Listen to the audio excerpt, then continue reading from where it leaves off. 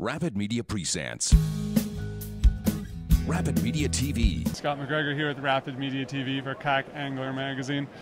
And I'm here with Bill. What are you, Bill? You're like the owner and the president, but you don't make the coffee. That's right, floor sweeper at Yak Gear.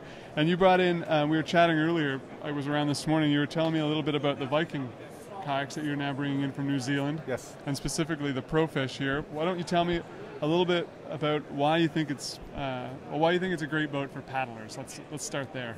Well, recently in the marketplace, you've seen more and more boats go potentially wider. A lot of companies now, especially at the ICAST, people have brought out their 38-inch boat, their 17-foot long boat, getting heavier and heavier, but more in the stand-up way, or for people who prefer that type of stability, so to speak.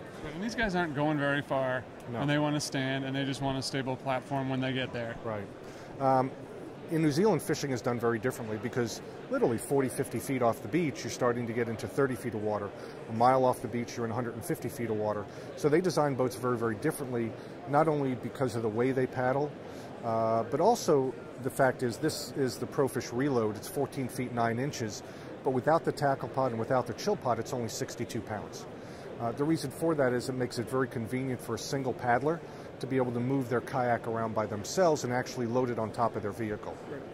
Yeah. And so they spent a lot of time making this, though. I mean, it just looks like fishing kayaks used to be when they were just sit on top sea kayaks that people were slamming rod holders and things on. And they were made to paddle. Right. So it feels like it feels efficient just looking at the hull from underneath.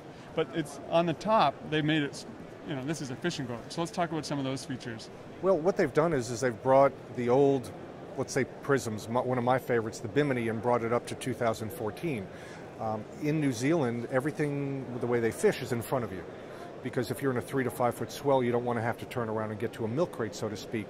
So the tackle pod, which is totally removable, allows you to store 3 or 4 different tackle boxes. You can put your battery in there.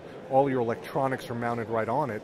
So at the end of the day, you can pull it out easily, but while you're out on the water, your pliers are in there. You have 2 bottles of water in there. You have your snack bars in there. Everything is done right in front of you.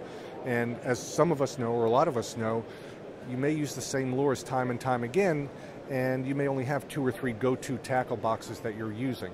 And that's one of the nice things about the tackle pod is quick and easy. It comes out, and then you can take the rest of the kayak with you. Great. And then behind you, there's something, I just see it labeled there. It's called the chill pod. Right. So, I mean, I'm guessing there's it's insulated and it's going to be a cooler for that?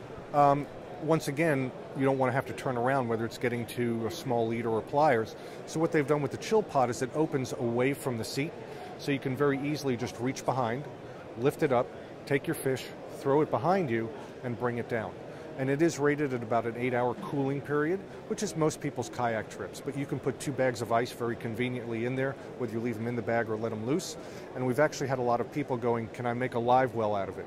Well, the chill pod has a drain plug in it, which is right above a scupper plug. So I'm sure there's going to be a couple of DIYers that turn it into a live well as well. Right. Okay, so we were talking earlier, you're trying to establish 12 dealers across the country. Yep. You brought in a couple of containers. You've sold a bunch of these already. How can people find out more and find out where your dealers are located and how much these things are? Where are we going for more info? Well, on our website, when you search products and put in Viking Kayaks, it has a list of our dealers. Okay. We've added actually 2 new dealers last week, and we added 2 more dealers this week, which will basically get us up to 9. So there's basically 2 or 3 more opportunities to add a couple more dealers. Viking itself is a smaller, very specialty-oriented company. So it's not something that people will see down the road that we have 70 dealers across the United States. We like the idea of keeping it very specialized. The boat's very special. It is not for everybody because it is a paddler's kayak. But one of the ways that something we're doing when we bring it in, the boat is very basic. So it doesn't have the rod holders, doesn't have a seat, because as you know, the seat that may work for you, Scott, may not work for me. We want the customer to experience a very different feeling when they go to a shop, sit in the kayak, try different seats, decide where they want the rod holders.